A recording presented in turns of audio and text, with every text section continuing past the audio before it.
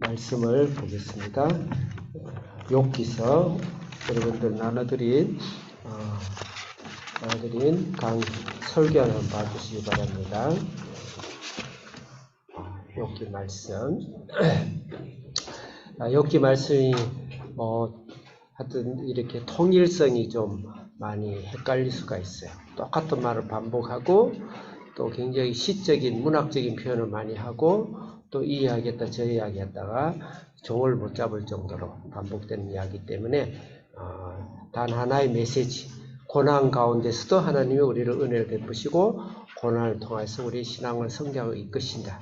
그것이 욥기 전체의 메시지입니다. 메시지지만 항상 모든 성경은 신약이든 구약이든 예수 그리스도의 보혈, 예수 그리스도의 은혜, 예수 그리스도의 목적, 예수 그리스도 우리의 구원하심을 항상 가로막기에 큰 부호로 작용하고 있다는 것을 우리는 반드시 먼저 1차적으로 이렇게 받아들이고 그 다음에 욥기서 자체에 있어서 주는 특징적인 교훈을, 고난의 교훈을 우리가 받아야 된다는 걸 항상 우리가 명심을 해야 된다. 자, 1장, 2장은 욥은 동방의 의인이었고 하나님이 온전하고 죄악에서 떠난 자라 해서 하나님이 욥의 신앙을 칭찬했습니다. 쟤는 완전 의인이다. 근데 우리는 하나님 앞에서 말씀 전체를 욥기를 보지 않아야 돼. 성경에 의인은 하나도 없습니다. 의인은 없나니 하나도 없습니다. 모든 사람은 죄를 범했다 그랬습니다. 욥도 사람이죠. 그렇지만 예수님의 그 삶과 예수님의 복음을 위해서 하나님이 사용하시는 하나님의 영적인 지도자들이 있어요. 선지자도 있습니다. 그런 차원에서 예수님이 우리를 위해서 십자가를 지시고 우리를 죽으시고 고난 당하심을 대신하는 그런 욥에 대한 하나의 특별한 욥에 대한 사명이 있었다. 그래서 우리가 받는 고난하고 질적으로 다르다는 것을 반드시 명심해야 됩니다. 모세의 부름은 우리 부름하고 질적으로 다릅니다. 12사도의 부름은 우리의 부름하고 달라요. 12사도는 말씀을 정하고 말씀을 기록하는 하나님의 권한이 있지만 오늘날의 목사는 그 권한이 없는 거예요. 그와 같은 거예요. 똑같은 사람이로되 하나님 맡긴 사명이 다르기 때문에 욥의 고난은 특별히 예수님의 십자가의 고난을 상징하는 상징성과 함께 또 똑같은 인간으로서 우리가 하나님 앞에서 고난을 우리가 잘 받아들이고 또 성장하는데 하나님의 고난을 또 동력으로 쓰시고 그런 데서 우리가 받아들여야 된다. 그렇지만 욥도 예수님이 필요하고 우리도 예수님이 필요하다. 그렇게 받아들여야 됩니다. 그래서 욥의 고난을 이야기하면 하나님이 굉장한 의인으로 이야기할 때는 이미 오실 메시아를 통해서 욥이 의인이 된 것이지 본인이 뭐가 잘났다고 의인이 될 수는 없습니다. 그것은 성경 전체 말씀에 반드시 적용을 해야 돼. 그렇지만 욥은 하나님께 예수님을 통해서 구원을 받았을 뿐만 아니고 완전한 성화까지 우리가 인간이 추구하는 완전한 성화까지 거의 다 다른 사람이다. 이 정도 우리가 해석해야 돼요. 그래서 우리는 욥을 본받아야 되겠죠. 그래서 사탄이 욥을 참수합니다. 지금은 사탄이 우리 죄를 참수할 수 없습니다. 예수님이 오시고 나서 사탄은 하나님의 주위에서 쫓겨나서 이 땅에 이 세상으로 쫓겨났더라. 그 요한계시록 12장에 나와요. 그렇지만 그때는 예수님이 오시기 전이니까 욥이 인간의 죄를 참수하죠. 그래서 하나님은 그 참소에 대해서 반드시 검사의 이야기를 들어야 되는 의무가 있는 거예요. 죄에 대해서 하나님께서. 그래서 사탄을 하나님 불러들인 것이 아니고 그때는 예수님이 우리 죄를 시간적으로 시간과 공간 안에서 우리 죄를 사해 주시지 않았기 때문에 신학적으로 사탄이 하나님 앞에 와서 대들 수가 있다는 것이죠. 그렇지만 예수님의 고난과 십자가로 참 사탄의 그 모든 입은 다 봉해졌고 참패당하고 이 세상으로 곧 불못으로 들어갈 준비를 지금 하고 있다. 우리는 그래서 예수님이 너희 내 이름으로 모든 귀신을 쫓아내고 모든 영을 쫓아내라. 그래서 우리 권세는 욥의 권세하고는 다르죠. 욥보다 우리는 더 하나님이 우리를 부족한 우리를 위대하게 만드신 예수의 이름. 그래서 동방의 영도 사탄이 참수해서 욥을 껍데기를 3번 벗깁니다. 모든 재물을 뺏어가죠. 두 번째는 자녀를 뺏어갑니다. 세 번째 실제 자기 피부를 벗겨버립니다. 죽음, 죽음보다 더한 고통, 예수님의 이 고통, 우리를 위해서 예수님 모든 걸 다 벗겨버리시죠. 그런 고난을 받는 것이 1장, 2장입니다. 그때 욥이 하나님께 신음하는 거죠. 그게 하나님의 단순한 불평뿐만이 아닙니다. 예수님의 피 섞인 예수님이 엘리 엘리 라마 사막다니 아버지여 아버지여 어째 나를 버리셨나이까. 예수님은 하나님 앞에 신음하면서 버림을 당했어요. 그 버림을 욥이 처음 하는 거예요. 예수님도 하나님의 아버지시여 가능하시다면 이 잔을 내게서 지나가게 하옵소서. 예수님 우리를 위한 죽음이죠. 욥이 당하는 고통을 지나가게 하옵소서. 3번이나 기도합니다. 그러고 나서 마지막에 그러나 나의 원대로 마옵시고 하나님의 원대로 하옵소서. 다 이루셨습니다. 그래서 십자가를 지시는 그 처절한 우리 인류를 향하여서 우리를 죄를 위해서 예수님이 그 엄청난 고통을 욥이 처음 하면서 그 고백을 하는 것이 3장이에요. 3장. 그래서 우리는 고난의 신드롬, 고난의 증후군이 3가지가 있다. 오늘 그 설명은 다 할 수 없지만 예전 여러분들이 설경하면 큐티한 것을 펴보시기 바랍니다. 거기에 대해서 4장에 이제 권총잡이가 서부의 의리, 정의의 사나이, 정인 같지만 가식이죠. 총잡이가 나타난 것이 엘리바스죠. 엘리바스가 나타나서 먼저 노랑 모자를 딱 쓰고 이제 고치기 시작하죠. 전기가 어디 고장났지? 보일러가 어디 고장났지? 하면서 사람을 전기 검사하듯이 보일러 수리하듯이 수리공처럼 우리의 죄를 고발하는 것이죠. 그러면서 인과응보, 네가 죽을 죄를 지었으니까 죽는 것이지. 내가 벌을 받을 만하니까 벌을 받는 것이지 예수의 보혈은 온데간데 없고 사람의 죄만 들춰내는 것이죠. 그분이 어디 다 거짓말했겠어요? 예수 보혈 없이 들춰내는 것은 사람을 지옥으로 보내는 것입니다. 그 총잡이가 우리 안에 항상 있다. 우리 주위에 있다. 내 속에도 사탄이 끊임없이 죽은 총을 우리가 오늘도 쏘고 있다 이렇게 생각해야 됩니다. 거기에 대해서 욥이 5장, 6장에 걸쳐서 대답을 합니다. 거기에 대해서 설명을 다 할 수는 없죠. 그 다음에 죄송합니다. 4장, 5장에 걸쳐서 엘리바스가 총을 쏩니다. 그럴 때 6장, 7장에 걸쳐서 욥이 그에 대해서 대답합니다. 나중에 다시 성경을 읽어보세요. 그 다음에 8장은 두 번째 총잡이가 나타나죠. 그 총잡이의 이름하여 빌닷. 우리 학생들 잘 따라 한번 해봅시다. 졸리니까 빌닷 하면 빌런을 생각하면 돼요. 거의 비슷해.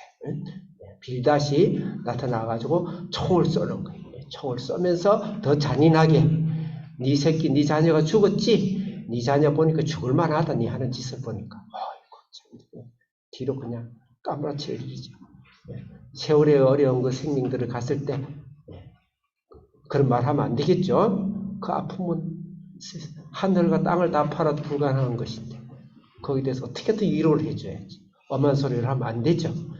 혹시 자기 죄를 죽었다 하더라도 그러면 안 되는데 아주 혹독하게. 그래서 하나님의 말씀을 잘못 알면요, 예수 그리스도의 보혈의 은혜가 없으면 사람의 총 맞은데 또 총을 맞죠. 사람을 죽입니다. 오히려 말씀이 사람을 죽일 수도 있습니다. 예수 그리스도의 보혈을 빼버리면 그 말씀 자체가 사람을 죽이는 살인 무기가 될 수 있다는, 그게 율법주의예요. 행함주의. 오늘날 한국교회 굉장히 많이 지금 트렌디하게 좀 흐르고 있는 것 같아요. 굉장히 무섭습니다. 하나님 앞에서 정의롭고 옳고 바르게 살고 성화되어 가자는 건 좋아요. 그렇지만 반드시 마지막 가로밖에 부어는 예수 그리스도의 보혈의 은혜의 은혜. 사랑을 많이 받아본 사람이 다른 사람을 사랑합니다. 사랑이 많은 애는 보면 부모로부터 굉장히 많은 사랑을 받은 자녀예요. 물론 철이 없는 거하고 또 달라요. 그렇듯이 예수 그리스도의 은혜가 넘치면 넘칠수록 예수님을 더 따르고 싶고 하나님의 말씀을 더 그리워하고 하나님 더 좋고 그렇습니다. 그래서 은혜를 많이 받아야 많이 받을수록 성화가 점점 더 이루어지는 것입니다. 그래서 그것을 반드시 명심하고 8장에 빌닷에 거기에 대해서 한 장에 이야기할 때 오늘 9장 10장에서 그 빌닷 이야기를 듣고 욥이 대답하는 이야기를 한 것입니다. 그 공격에 대해서, 빌닷의 공격에 대해서 너는 너 아들까지 죽인 것은 마땅하지 않느냐? 그렇게 그러면서 조상들의 이야기를 잘 들어봐라. 어른들의 이야기를 잘 들어봐라. 성경의 가르침을 지키고 왔던 많은 위인들의 이야기를 들어봐라. 장로의 유전을 들어봐라. 바리새인이 끝없이 예수님을 가르치지 않습니까? 그런 가르침으로 소발을 공격할 때 소발이 어떻게 거기에 대해서 공격을 하는지, 자, 소발의 공격, 자, 19장. 여러분들의 설교를 보겠습니다. 9장 이제 쭉 읽으면서 나가겠어요. 자, 9장 옆에 있는 걸 큰 제목 읽겠습니다. 시작. 첫째 1절부터 16절, 두 번째 17절부터 24절, 세 번째 25절부터 35절. 성경은 찾지 않겠습니다. 여러분 다 큐티했기 때문에 잘 정리하면서 성경을 일단 펴세요. 펴시면서 여러분 눈으로 찾으시면서 글을 읽겠습니다. 빌닷이 1차 공격이다. 왜 그러냐면 2차, 3차까지 가요. 잔인하죠? 자, 1차 공격인데 1차 공격은 9장에 나옵니다. 1절부터 16절은 어떤 공격인지 옆에 있는 1절부터 16절 옆에 있는 글을 읽겠습니다. 시작. 네, 욥이 대답한 것이죠. 미안합니다. 9장에 8장, 미안합니다. 8장이 욥이 빌답이 공격했고 9장이 대답한 것입니다. 전통, 네가 가르치는 것 전통은 그런 교훈은 그런 율법은 의롭게 하지 못한다. 욥이 그렇게 이야기를 해요. 그것을 의롭게 하지 못한 것에 대해서 세 단락을 이야기하고 있습니다. 1절부터 3절 옆에 있는 글을 읽겠습니다. 기호는 무시하고 시작. 네, 터득한 경험과 마음의 교훈, 그것이 성경 말씀일지라도 예수 그리스도의 보혈이 빠진 교훈과 율법과 말씀은 어찌 의뢰오랴. 절대 그렇게 할 수 없다. 4절부터 10절 옆에 있는 걸 읽겠습니다. 시작. 하나님의 지혜와 힘이 더 크시다. 계속 읽어요. 시작. 산, 땅, 해, 별 없나? 빠졌나요?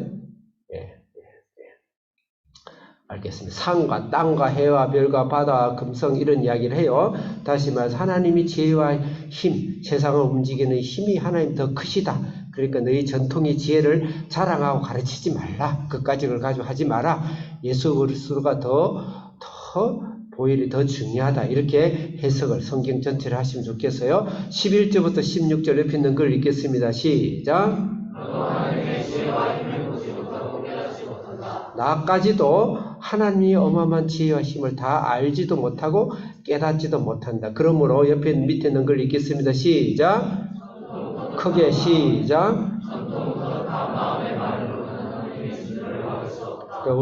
의로움을 가질 수 없고 진노를 막을 수 없다. 빌닷아, 오히려 욥이 정확하게 예수 그리스도의 복음에서 의롭고 신앙의 확신을 갖고 있는 것이죠. 그 고난 가운데서도. 그래서 욥이 굉장히 존경스러운 거예요. 두 번째로 이 빌닷의 공격에 대해서 욥이 두 번째에 대해서 대답을 합니다. 17절부터 24절 큰 제목 옆에 있는 걸 읽겠습니다. 시작. 너나 나나 모두 죄인이다. 욥이 드디어 이 복음을 제시하고 있어요. 빌답의 공격에 대해서, 엘리바스의 공격에 대해서 이 고난 가운데서도 가만히 묵상해 보면 영감 속에서 이 복음 제시를 하는 겁니다. 의인이 없나니 하나도 없다. 나도 죄인이고 너도 죄인이다. 이게 17절부터 24절이에요. 그 작은 제목 17절부터 21절 같이 읽겠습니다. 시작. 나는 까닭이 없다. 죄를 내가 이렇게 고난받을 까닭도 없고 그 다음에 나는 온전하다 생각한다. 근데 하나님이 나를 정죄하신다. 다시 말씀, 나를 구원을 받았지만 나는 내 안에 자범죄, 타락한 에고, 타락한 내 본성에 의해서 나는 끊임없이 하나님 앞에서 구원은 받았지만 하나님 앞에 회개하고 하나님 앞에 회개하면서 반성하면서 말씀을 붙잡으면서 예수 그리스도의 보혈의 은혜를 의지하면서 나는 계속 나가야 되는 죄인 가운데 있다 이 말입니다. 그러니까 구원 못 받는 죄인이 아니고 성화되어 가는 죄인이 있다 이 말입니다. 다 죄인이다. 2번 22절부터 24절 옆에 있는 글 읽겠습니다. 시작. 모두 죄인이다. 나도 죄인인데 예수 그리스도의 보혈을 모르는 너는 죄인 아니냐? 너는 진짜 죄인이구나. 말씀을 갖고 있으면서도 예수 그리스도의 보혈 위에 얹히지 않는 너는 진짜 죄인이구나. 그 말에 복음 제시를 하는 거예요. 25절부터 35절 옆에 있는 글 읽겠습니다. 시작. 예수 그리스도가 씻기신다. 눈 녹은 물과 잿물로 씻지 못한다. 그 말이에요. 그 다음에 하나님과 나의 중보자 판결자가 누구냐? 누구시겠는가? 그렇게 역질문을 하고 있는 것이죠. 25절부터 31절 옆에 있는 글 기호 없이 쭉 크게 읽겠습니다. 시작. 사람의 노력은 경주자처럼 달리기 100m 얼마나 빨라요. 그죠? 그 다음에 빠른 배, 캐속정처럼 독수리가 그냥 300km로 달리는 것처럼 그렇게 너희 노력은 그거 아무 소용없다. 우리의 노력은 소용없다. 그 다음 밑에 눈 녹은 물로 잿물로 씻지 마라. 오직 예수 그리스도의 보혈. 물론 여기에 예수 그리스도의 보혈이라는 말이 없어요. 그래서 성경 전체에 글에 나와 있는 거예요. 눈 녹은 말로 잿물로 씻지 못해. 이 말은 무슨 말이겠어요?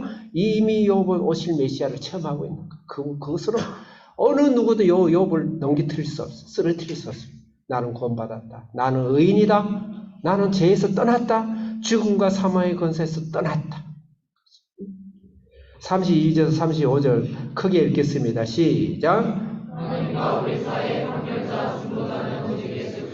내 사이의 판결자가 누구냐? 누구겠는가? 그러면서 질문하는 것인데 그것은 바로 예수 그리스도, 오실 예수 그리스도, 중재자, 나를 위해 대속자, 그를 이야기하면서 빌답에게 복음을 전하는 거예요. 복음을 전하는 거예요. 복음을 전하는 것처럼 보이겠죠. 자, 그 다음에 욥기 10장은 사람의 공격과 사람의 대답과 사람의 논쟁은 아무런 의미가 없습니다. 그래서 욥은 꼭 보면 공격자에게 일단은 그 사람에게 예수 그리스도, 우린 다 죄인이다. 너희가 이야기한 것은 아무 쓸모없는 것이다. 그렇게 이야기하고 나서 자기의 문제를 하나님께 가져요. 결국 해결은 하나님께 받습니다. 우리가 이 세상에 수없는 공격이 있고 그에 해명도 하고 우리가 싸우고 이기고 해야 되겠지만 결국 치료하신가, 용서하신가, 해결하신가, 힘주신가, 다시 일어남과 능력 받는 것은 하나님 앞에 엎드려야 돼. 하나님 앞에 엎드리지 않고 계속 설교만 하는 설교자, 또 하나님 앞에 엎드림 없이 전도만 하는 전도자, 굉장히 위험한 거예요. 하나님 앞에 엎드려야 돼. 욥은 하나님 앞에 엎드려요. 반드시 하나님 앞에 엎드리는 욥의 모습이 나옵니다. 십자에 하나님 앞에 엎드리는 건데 옆에 있는 큰 주제 읽겠습니다. 시작. 다시 시작. 사람에게 말해서는 안 되겠다. 하나님께 나아가겠다. 그 말입니다. 나아갈 때, 예수님이 나아갈 때 준비와 자세가 무엇인가? 그래서 금방 우리가 눈 녹은 물로도 잿물로도 씻기지 못하고 예수의 보혈로 씻어야 되고 하나님과 나 사이의 중보와 판결자는 예수 그리스도밖에 없는데 거기에 가기 위해서는 빌닷에게도 이야기하고 본인에게도 이야기하는 거예요. 하기 위해서는 우리는 어떤 준비를 예수님께 나아가기 위해서 우리 준비의 자세가 영적 준비 자세가 뭐여야 되는가? 첫째는 영적 가난함이라는 거죠. 가난한 자는 복이 있나니, 애통한 자는 복이 있나니, 의에 줄이고 목마른 자는 복이 있나니, 산상수훈에 예수님 이야기하고 있죠. 가난해라. 그 가난을 다른 말로 여기는 Why를 생각해라. 나에게 왜 이런 일이 일어났을까? 나한테 왜 이런 문제가 있을까? 나는 왜 이럴까?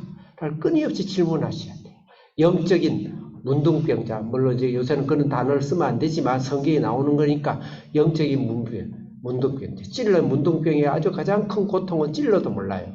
제가 소록도에 가서 제가 그때 한창 대학생들 때로 소록도를 많이 다니고 봉사하러 다녔는데 소록도 애양원에 가면은 발가락이 없어요. 손가락도 없어요. 그 사람이 아파서 떨어져 나간 게 아니고 발가락이 떨어져 나간 줄 모른답니다. 어느 날 보면 발가락이 없는 거예요. 양말에 묻어가지고 나간 거예요. 벌써 한 달 전에. 예를 들면 그게 문둥병이 무서운 거예요. 우리가 영적인 문둥병. 우리가 그래서 사탄이 우리에게 영적인 문둥병을 만듭니다. 술을 주기도 하고 마약을 주기도 하고 또 성을 주기도 하고 세상에 쾌락을 주기도 하고 세상에 명예를 주기도 하고 돈으로 마취시켜버려가지고 이 인생이 돼서 Why를 없애버리는 거죠. 굉장히 중요한 것은 여러분이 나는 왜 이럴까 이렇게 한탄스러운 사람은 하나님의 축복을 받은 사람이에요. 나는 왜 이거밖에 안 될까? 그건 굉장히 하나님께 축복받은 거예요.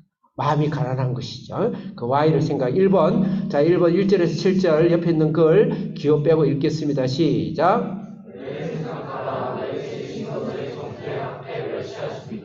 이렇게 질문하는 거. 하나님 나를 왜 정죄하십니까? 나를 왜 멸대하십니까? 학대하십니까? 이 말은 욥이 하나님 신앙의 부인이 아니고 신앙 성장 안에서 하나님께 마음이 가난해서 애통하는 마음으로 줄이고 목마른 마음으로 하나님 부르짖는 거예요.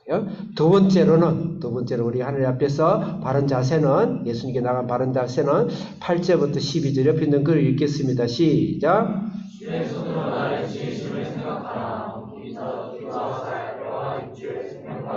계속 시작. 나의 인생이 육체의 시간 환경 사건에 참여하시고 다스리심을 생각하라. 네, 나를 지으신 분을 생각합니다.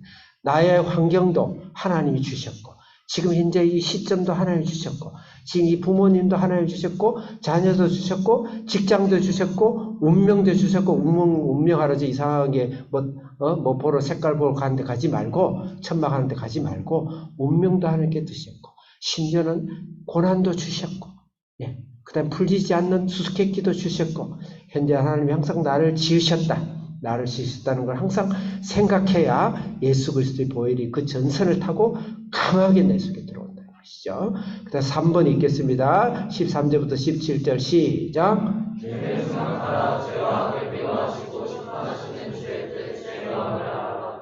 날마다 예수님의 보혈을 체험하고 성령에 다스리는 삶을 살아라. 항상 하나님이 우리의 죄에 대해서 생각해야 돼요. 죄는 결코 부정적인 게 아니에요. 죄는 우리의 신앙의 긍정적인 통로가 됩니다. 나는 왜 이렇게 죄가 많을까? 나는 맨날 지었던 죄를 왜 또 반복해서 지을까? 축복인 줄 아세요. 무감각하지 않은 것에 대해서 축복이, 물론 그렇게 머무르라는 것이 아니고, 그러면서 그것이 동력이 돼서 다시 일어나고 다시 일어나고 다시 일어나고, 예수 그리스도의 보혈로 다시 씻고 다시 씻고 다시 씻고. 여러분, 콩나물에 제가 어릴 때 우리 애가집에 자주 갔는데 외할머니가 그냥 아침에 일어나면 물을 듬뿍 줘요. 그 물 밑에 보면 밑에 물바가지 밑에 물 대야가 있는데 다 흘러내려 버려요. 또 점심 때도 주고 시도 때도 줘요. 그래서 참 저 할머니 참 진짜 이상하네. 물을 보면 다 흘러내리는데 왜 저기다 저렇게 줄까? 그런데 나중에 며칠 뒤에 보면 콩나물이 키가 쑥쑥 커가 있어요. 쑥쑥 커가 있습니다. 우리 죄에 대해서 하나님 회개하고, 나의 죄됨에 대해서 하나님께 아파하고 신음하고, 그러면서 하나님 예수의 보혈로 또 씻고, 아유 내가 철면피지, 나 체면이 있지, 100번 다이고 1000번 다이고 10,000번 다이고 내가 이렇게 살아야 되냐? 그러더라 100만 번 되라도 예수 보혈로 또 붓고, 다 흘러내려 또 붓고 또 붓고 또 붓고, 하나님이 점점 계속 붓게 하면, 죄를 계속 생각나게 하면 하나님께서 나에게 죄의 면역력을 주시고 점점 성장시켜서 콩나물 크듯이 큰다 이 말이에요. 콩나물 큰다. 그 붓는 것을 멈추면은 콩나물은 죽어요. 부어도 아무서 크지도 않네? 그래버리면 콩나물은 죽는 겁니다. 여러분 먹는 콩나물을 그렇게 키우는 거예요. 요새는 사람이 안 붓고 기계가 붓지만 붓는 건 똑같아요. 붓는 건 똑같습니다. 그 안에다 뭐 액체를 넣고 그렇지 않습니다. 그 다음에 네 번째로 우리가 하나님 예수 그리스도의 보혈에 나가기 위해서는 18절부터 20절 같이 읽겠습니다. 시작.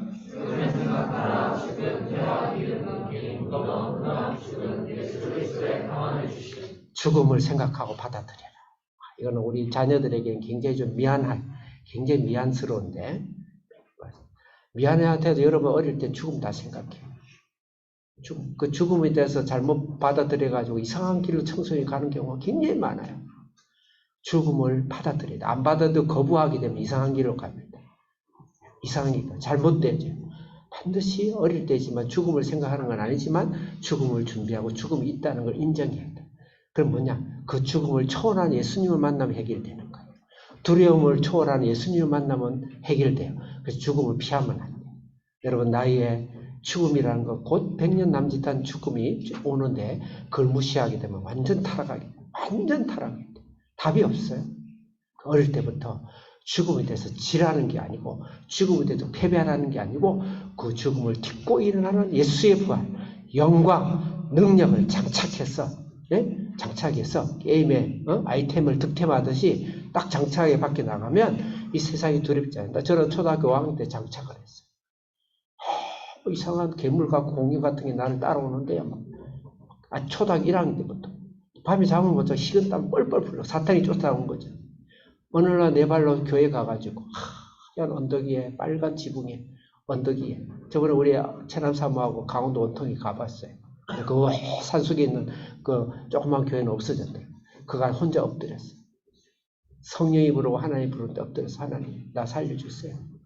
죽음의 고통, 그것이 싹 없어지고 주님이 나에게 평안과 죽음이 두려워하지 않냐고 혼자서 초등학교 때 공동묘지를 가고 혼자 지나가고 달려가고 막 그럴 수 있는 그런 사실은 그건 내 개인적인 이야기지만 여러분들 죽음 태와 기운이 끊기고 무덤 흑암 죽음이란 단어를 계속 써요. 거기 있어요. 그건 바로 예수 그리스도가 부활로 이 세상을 두려워하지 않고 두려움을 두려워하지 않고 죽음과 고난 같은 것을 공격을 다 이겨낼 수 있는 예수님의 평안과 능력으로 장착해서 이 세상을 살아가요. 어릴 때부터 부활의 소망, 예수 그리스도의 능력으로 죽음이 전혀 두렵지 않는 그 다음에 초월하는 하나님의 능력으로 살아가야 됩니다. 자, 그 다음에 10장을 보겠습니다. 10장 했죠. 11장 오늘 11장은 이제 소발이라는 또 쌍권총 찬 이제 건객이 나타나. 그래서 총을 팍팍 쏴죠. 서부의 사나이, 뭐 자기가 뭐 어디의 사나이인지 모르지만 항야의 무법자, 목사의 어릴 때는 항야의 무법자 영화 되게 좋아했어요. 보고 또 보고 또 보고 너무 멋있는 거예요. 악인들을 다 처치하면서 말을 타고 가는데 그 흙먼지 속으로 싹 사라지면서 황혼길로 싹 사라지는 뒷모습이 나도 저런 사람으로 살아야지 이러면서 꿈을 꾼 적이 있는데 근데 그게 알고 보니까 나쁜 놈이었어요. 여기서 나쁜 놈을 등장해요. 자, 소발의 1차 공격 읽겠습니다. 시작. 다시 크게 시작. 소발의 1차 공격 지정인 참새 같은 고발 분쟁 강파. 이게 이제 고발의 영이에요. 고발의 영. 내 안에 고발의 영. 성경에는 신약의 사도바는 엄청나게 고발의 영에 대해서 굉장히 많이 가르쳤어요. 교회 안에 이게 당파가 일어나는 거죠. 당파. 사회에서 이제 오늘날 매스컴 언론의 죄는 가히 묻기 어려울 정도로 물론 좋은 언론이 많습니다. 좋은 변호사들이 많아요. 법조인들은 말 가져가는 분들. 목사도 거기에 들어가겠죠. 교사도 그런데 교사 한 명이 학생들이 인생 영혼을 그냥 죽여버리는 경우가 많죠. 물론 우리 한국의 교사는 좋은 분이에요. 다른 나라의 교사들 그리 할 거예요. 우리나라 법조인들이 굉장히 좋은 분들입니다. 근데 다른 나라의 법조인은 그렇지 않습니다. 역사 속에서 보면.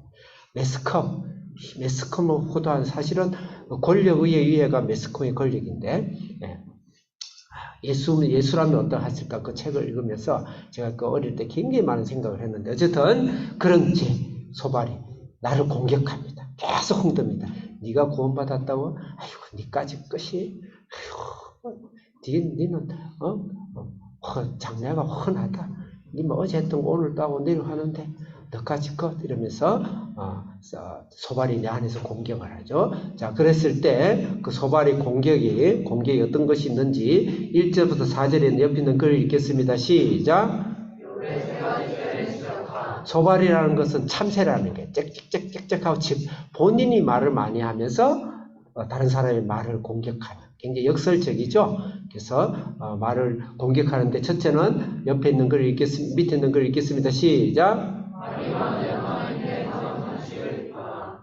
네, 말이 많다. 다시 말해서 너 하나님 앞에 순종하고 하나님의 말씀 받아들여야지 왜 그렇게 찡찡찡찡 짜면서 그러느냐. 많은 분들이 그래. 교회 안에서도 그래요. 무슨 하나님 기가 먹었냐. 그렇게 입이 찢어지도록 기도하고 막 몸부림치는 기도하고 그런 큰 소리 기도하느냐. 그 다음에 뭘 그렇게 외치면서 전도하고 그러냐. 하나님이 구원받은 사람 다 보내줄 것이고 뭐가 그렇게 악을 쓰면서 기도하고 몸부림치면서 기도하고 뭐가 그리 물질이 좋으냐. 물질이 좋으냐. 기복신앙에 빠져가지고 이러면서 하는데 틀린 말은 아니에요. 여기 지금 총잡이들의 말이 틀린 건 하나도 없습니다. 단 예수 그리스도의 은혜가 필요하다. 예수 그리스도의 치료가 필요하다. 어린아이가 배가 고프면 밥 주라고 우는 거 아니에요? 어린아이가 나는 세상 사람에서 살겠습니다. 아멘. 이럽니까? 6개월짜리가? 그럴 수 없어요. 근데 그런 것을 그렇게 하면 안 돼요. 탄식하며 신음하며 엘리 라마 사막단 예수님도 그랬는데 아버지여 가능하시다면 이 잔을 나에게 해서 지나가게 하옵소서. 예수님도 그랬는데 우리 수준에 맞춰서 입이 찢어지도록 부르짖고 머리가 가랑이 사이에 빠지도록 이상한 기계 형태로 기도를 하고 몸부림치고 기도하고 예수 믿으라고 고래고래 고함을 치고 저 역전해서 막 그 지하철에서 막 고함을 치면서 물론 그 좀 정신병자도 많이 있긴 해요. 그래서 자랑 옆에 있는 자랑 한번 읽겠습니다. 시작. 너무 뻔뻔스러운 거야. 뭐 자기가 온전하고 악을 떠나고 너 꼴을 알아라. 하나님이 너 보여주는 거 보면 모르냐? 네 자녀 다 빼앗은 거 보면 모르냐? 그걸 자랑한다고 그래요. 그런데 욥은 한치의 추구도 물러남이 없습니다. 자랑할 건 해야죠. 예수 그리스도의 보혈. 예수님 은혜로 내 인생을 샀어. 자랑 눈물 겹쳐. 그 자랑에서 욥은 타협한 적이 없어요. 너무 멋있지 않습니까? 우리 학생들도 그러고 우리 성도들과 세상이 아무리 나를 손가락질하고 나를 지목할지라도 나는 하나님께 자랑할 것이. 예수님이 나를 내 십자가를 지셨네. 예수님이 나를 구원하셨네. 예수님이 나를 사랑하셨네. 내 가정을 사랑하셨네. 예수님이 나의 자녀를 사랑하셨네. 더 나아가서는 이 세상에 죽어가는 영혼들을 예수님이 사랑하시네. 사랑하시네. 눈물의 기도. 죽어가는 저 영혼들을 위한 눈물의 기도. 그걸 자랑해야 돼. 자, 정결함 읽겠습니다. 시작.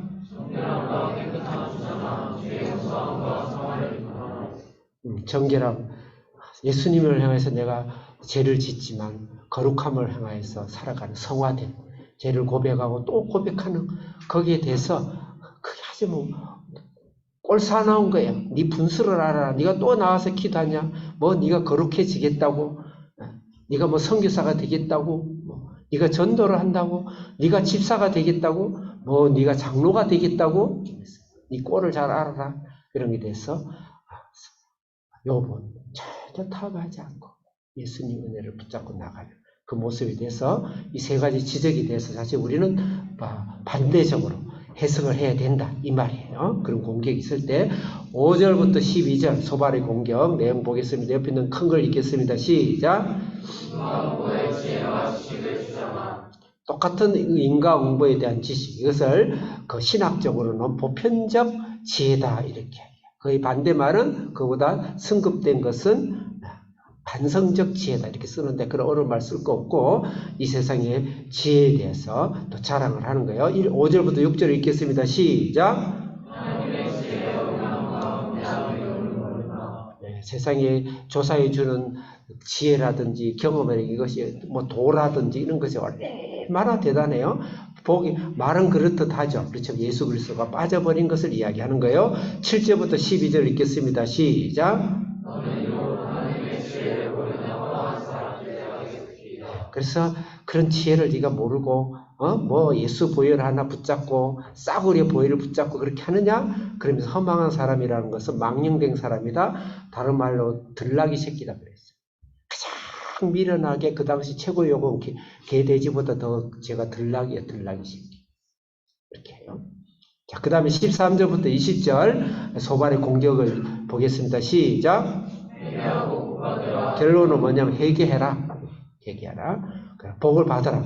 회개하면 두려움도 없어지고 환난도 없어지고 생명과 은혜와 희망과 어둠이 물러간다. 이렇게 하면서 그 쓸데없는 그런 것을 개똥철학이라고 그러죠. 성경에 개똥철학이 굉장히 많아요. 사도 바울은 개똥철학과의 싸움에서 다른 복음이라고 그랬어요. 자, 그 다음에 그 공격에 대해서 욥은 세 장에 걸쳐서 하나님께서 욥은 반격을 합니다. 오늘 시간이 되는 데까지만 하겠습니다. 너무 지금 한 12시 한 10분까지만 할게요. 자, 1절부터 공격에 대해서 욥이 대답이 어떻게 이야기하는지 1절부터 6절 크게 읽겠습니다. 시작. 네 알고 있는 거 나도 알고 있다. 멋있잖아요?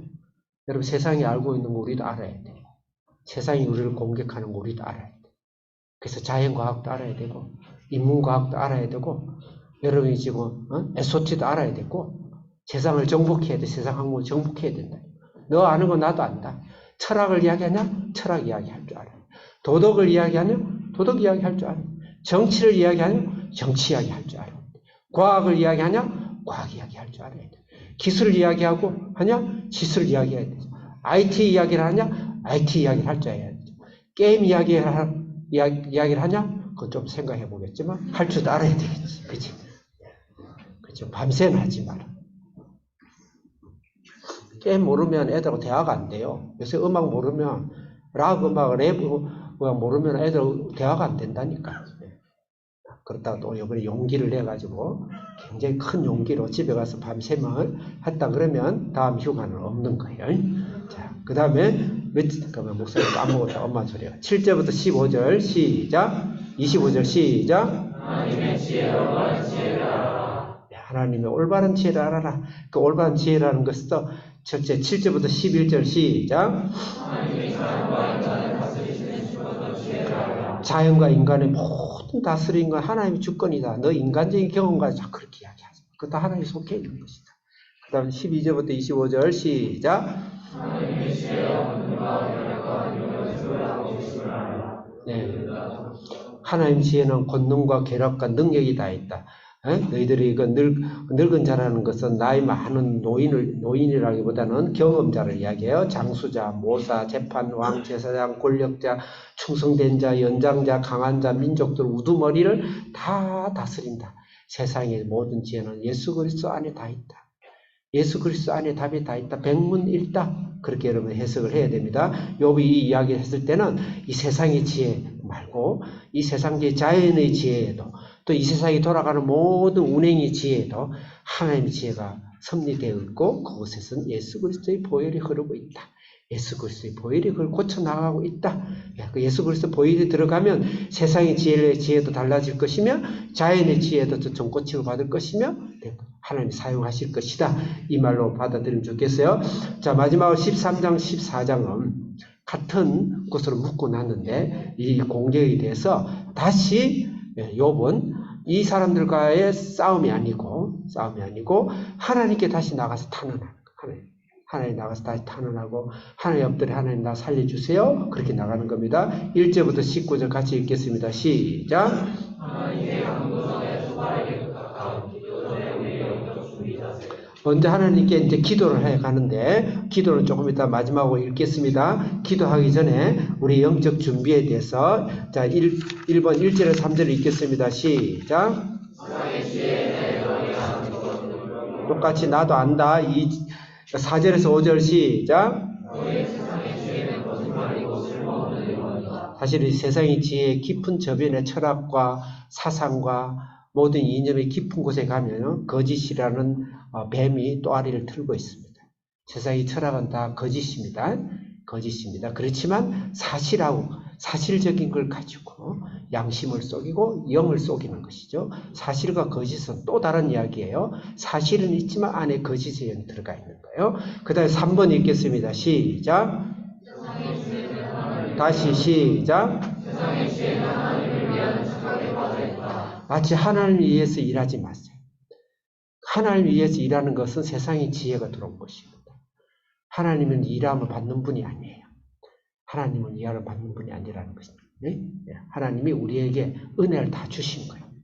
은혜에 겨워서 하나님 감사하고 예배하는 것이지 내가 하나님 위해서 나는 헌금합니다. 하나님 위해서 나는 전도합니다. 하나님 위해서 나는 봉사합니다. 하나님 위해서 헌신합니다. 하나님 위해서 나는 가정을 갖습니다. 일을 합니다. 그러지 마세요. 하나님은 물질이 없는 분도 아니고 우리는 하나님을 위해서라는 그런 신앙이라는 신앙은 버리고 하나님의 은혜가 너무 커서 하나님 나 주님 따라갑니다. 주님이 일을 합니다. 하나님의 은혜가 너무 커서 내가 오늘도 고난을 참습니다. 복음도 전합니다. 그래야 돼요. 하나님의 은혜가 커야지 내가 하나님을 위해서 일하겠다. 그건 사탄이거든요. 사탄이에요. 그 다음에 내가 하나님을 위해서 일하지 말라는 게 아니에요. 그 동기와 그 동력이 중요하다 이 말이죠. 5번 16절 19절 읽겠습니다. 13절 15절 4번 읽겠습니다. 시작. 나를 가만히 내버려 두라 그랬어요. 우리가 하나님 앞에 기도하기 전에 하나님을 알아야 되고 이 세상에 그것은 거짓말을 알아야 되고 하나님을 내가 이해하는 자세가 하지 말고 하나님의 은혜에 들어가야 되고 그 다음에 나를 가만히 내버려 두라. 여기서 우리가 영적인 자세는 내가 사람들에게 기회 가르침에 있지 말고 사상과 철학과 너무 신학에 빠지지 말고 하나님의 말씀 앞에 직접 서라 이 말이에요. 내가 가만히 두라. 난 하나님의 말씀 앞에 하나님의 은혜 앞에 바로 서겠다. 그 다음 16절부터 19절 읽겠습니다. 시작. 다시 말해 나의 정의로움을 너에게 자꾸 흔들지 마. 이 말은 나의 구원의 확신 예수 그리스도의 십자가를 흔들지 마라.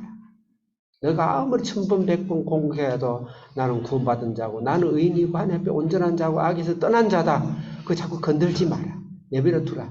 그래서 그런 구원의 확신을 가지고 말씀의 확신을 가지고 하나의 은혜의 확신을 가지고 이 세상 것이라는 것으로 하나님을 영화롭게 할 수 없다라는 거짓말이라는 확신을 가지고 주님 앞에 기도해야 된다 이 말입니다. 자, 그럼 하나님의 강구함이 돼서 13장 20절 21절 옆에 있는 글 읽겠습니다. 시작.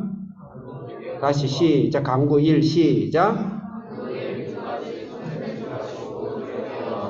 자, 우리가 오늘 이 시간에 기도합니다. 기도 제목입니다. 첫째, 하나님 나를 손대지 마시고 두렵게 마옵소서.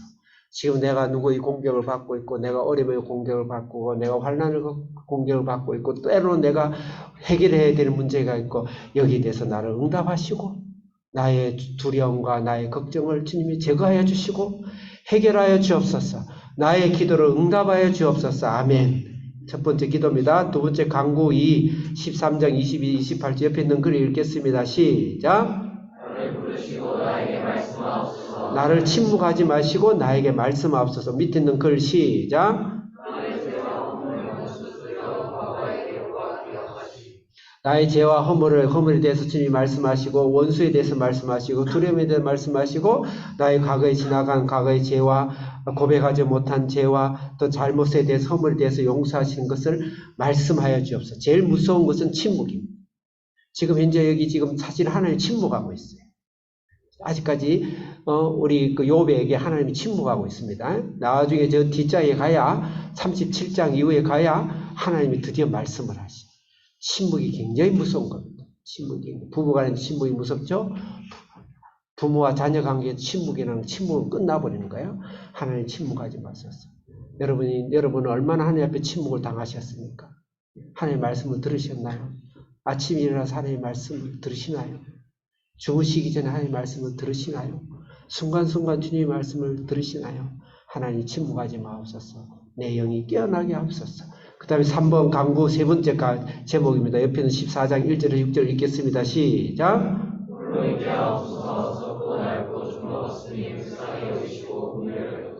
홀로 있게 마옵소서. 14절 저기 6절에 보면 홀로 있게 마옵소서. 썩고 낙고 좀먹었으니 불쌍히 여겨 주옵소서. 이 말은 뭘까요? 긍휼히 여겨 주옵소서. 나는 썩었습니다. 나는 낡았습니다. 나는 좀이 먹혔습니다. 나를 불쌍히 여기고 나를 긍휼을 베풀어 주옵소서. 기도 제목이에요. 기도 하나님이 나를 손대지 말고 들어오면서 나를 구원하여 주시고 하나님의 말씀이 살아서 나를 덮어주시고 채워주시고 그 다음에 나를 긍휼히 여기 주옵소서. 나는 좀이 먹었습니다. 때론 썩었습니다. 낡았습니다. 나는 가난합니다. 나는 목마릅니다. 애탑니다. 하나님 나를 긍휼히 여겨 주옵소서. 그런 가난한 심령을 위해서 그런 사람이 되도록 기도해야 된다. 네 번째, 드디어 이제 강구 네 번째인데 이건 희망을 이야기합니다. 희망. 옆에 있는 걸 읽겠습니다. 시작. 14장 7절에서 22절 옆에 있는 제목 시작. 세 가지 희망을 다. 그다음 1번 7절에서 9절 그 중에 첫 번째 희망 시작. 죽은 나무의 둥지에서 싹이 나듯이 하나님 나의 처절함과 나의 낮아짐과 이 가운데서 나의 애통함에서 나의 가난함에서 하나님의 예수님의 싹이 나게 하옵소서. 두 번째 10절에서 17절 시작.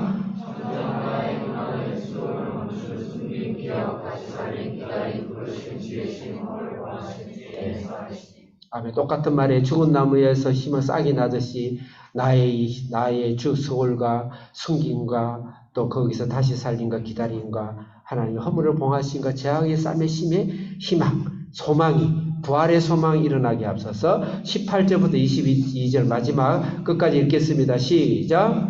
절망과 죽음의 희망을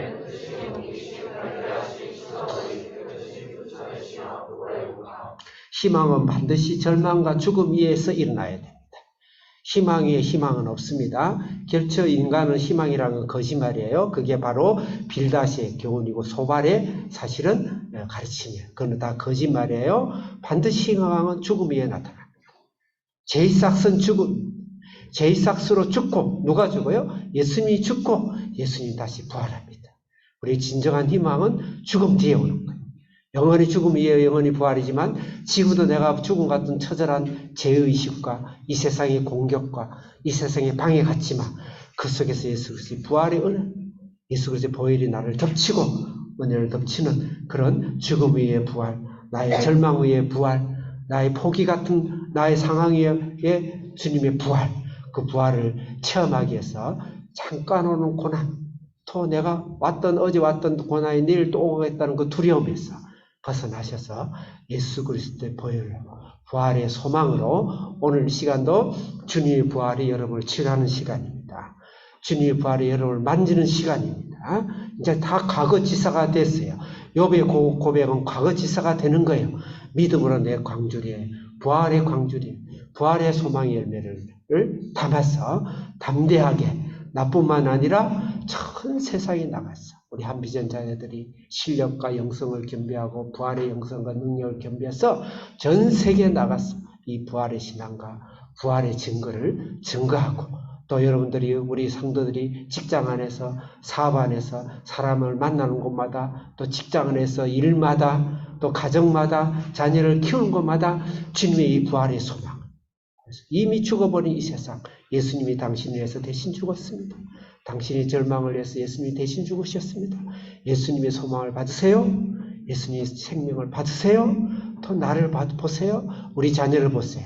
우리 한비전이 내가 자랑하는 것이 아니고 이렇게 우리 자녀들이 잘 크고 이 세상에 이렇게 내놓고 국제적으로 실력적으로 영성적으로 또 인격적으로 이렇게 잘 클 수 있는 것이 제가 말이니까 쉽지만 이렇게 하기 어려워요. 만들어내기 어렵습니다. 하나님께서 이 부활의 신앙을 이 자녀에게 심으셔서 30배, 60배, 100배의 주님의 열매를 맺고 우리 주사랑교회 성도들이 이 사명으로 여러분들이 전국에서 기도하며 매일마다 아침에 부활의 소망으로 눈을 뜨고 하는 여러분들이 되시기를 축원합니다. 기도하겠습니다. 우리가 다 같이 주여 주여 주여 세 번 외치고 부활의 신앙이 나의 신앙이 되게 하시고 내 가정의 신앙이 되게 하시고 내 자녀의 신앙이 되게 하시고 내 인생과 직장과 직업과 가정과 인생이 되게 하시고 우리 주사랑교회의 열매가 되게 하시고 또 우리 한비전의 자녀들이 전 세계에 나가서 이미 예수님이 나의 절망과 죽음을 주님께서 대신 지셔서 나의 떠오르는 이 소망으로 이 세상을 정복하는 그런 사람이 되도록 여러분이 주여 주여 세 번 외치고 기도하겠습니다. 주여 주여 주여